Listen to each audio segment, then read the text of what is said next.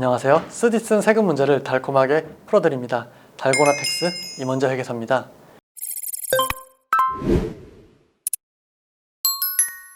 이번 시간에는 간단한 실무 사례를 바탕으로 이야기를 해보려고 하는데요. 어떤 특정한 상황을 한번 가정해 보겠습니다. 서울에 사는 40대 중반의 홍길동 씨가 있다고 가정을 해보겠습니다. 이분이 서울 서초구 소재에 10억짜리 주택을 매입하려고 하는데요. 가장 먼저 뭐부터 해야 될까요? 무작정 전문가부터 찾아가야 될까요? 전문가를 찾아가는 것도 좋지만 본인의 상황을 한번 나열해보고 생각을 정리하고 나면은 훨씬 더 수월하게 의사소통이 가능하고 정확한 상담이 가능합니다. 이분이 10억짜리 주택을 매수하려고 한다고 하면은 가장 먼저 본인의 자금 출처들을 한번 정리해 보셔야 돼요. 이분이 10억짜리 주택을 취득할 때 갭 투자를 한다고 한번 가정을 해볼게요. 보증금이 5억 원을 차지하고요. 증여로 한 2억 원을 조달한다고 생각을 해보겠습니다. 그리고 1억 원은 기존에 갖고 있던 주식을 처분하고, 그리고 나머지 1억 원은 신용대출을 끌어오고, 마지막 1억 원은 갖고 있던 예금을 활용한다라고 생각을 해보겠습니다. 이런 식으로 10억 원이라는 주택을 취득함에 있어서 자금 출처를 명확한 것부터 한번 정리해 나가보시면 됩니다. 그리고 내 자금 출처가 불분명한 부분이 있다고 하면은 내 금융거래 내역을 한번 검토해 보면서 어디서 온 건지 한번 좀 명확하게 파악해 보실 필요가 있습니다. 기본적으로 내가 취득할 자금의 출처가 정리가 됐으면은 그 다음으로 확인하셔야 될 거는 중복이 있는지 확인하셔야 됩니다. 기존에 자금 출처 조사를 받으셨거나 세무조사를 받으셨거나 아니면 다른 주택의 취득으로 인해서 주택자금조달계획서를 제출하셨다고 할 경우 여기서 소명했던 자금 출처와 지금 내가 소명할 자금 출처가 절대 중복이 되면 안 됩니다. 만약에 홍길동 씨가 작년에 주택 취득한 내역이 있는데 거기서 신용대출이 1억 원이 있었어요.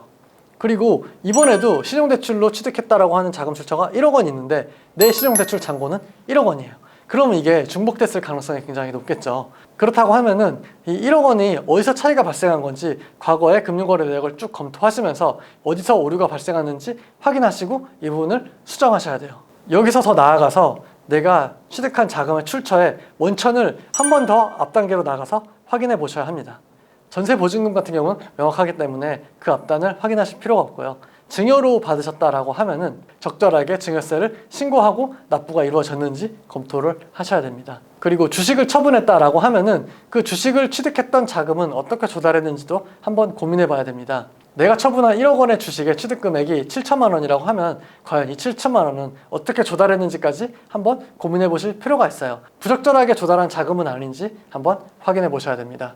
내가 조달한 예금 1억 원은 내가 최근에 소득과 소비를 고려해서 그 정도 금액을 내가 갖고 있는 것이 합리적인지도 한번 고민해 보셔야 됩니다. 그리고 마지막으로 입증자료에 대한 고민도 하셔야 되는데요. 서울은 대표적인 투기과열지구죠. 투기과열지구는 자금조달 계획서로 끝나는 것이 아니고 자금조달 계획에 대한 각각 항목에 대해서 증빙까지 제출을 해야 되기 때문에 내가 전세 보증금으로 조달한 5억 원에 대해서는 당연히 임대차 계약서를 제출하셔야 되고요. 증여로 조달한 2억 원에 대해서는 내가 과거 증여세를 신고하고 납부한 내역을 증빙으로 제출하셔야 됩니다. 그리고 신용대출 1억 원 같은 경우는 차입약정서나 대출 잔액증명서 이런 것들을 제출하셔야 됩니다. 그리고 주식 처분이 있다라고 하면은 주식 처분을 입증할 만한 증빙을 제출하셔야겠죠. 그리고 예금은 예금 잔액증명서를 제출하시면 됩니다. 이런 식으로 내가 취득할 주택자금 10억 원에 대해서 정리를 해나가다 보면은 조금 애매한 부분들이 발생하게 됩니다.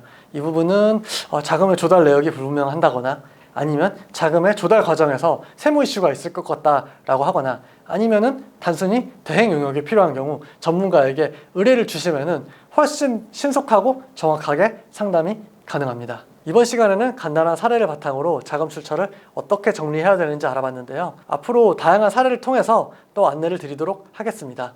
자금 조달과 관련된 세무 문제로 고민하는 여러분들이 숙면하실 수 있도록 저희 달고나 텍스는 더 열심히 준비하겠습니다.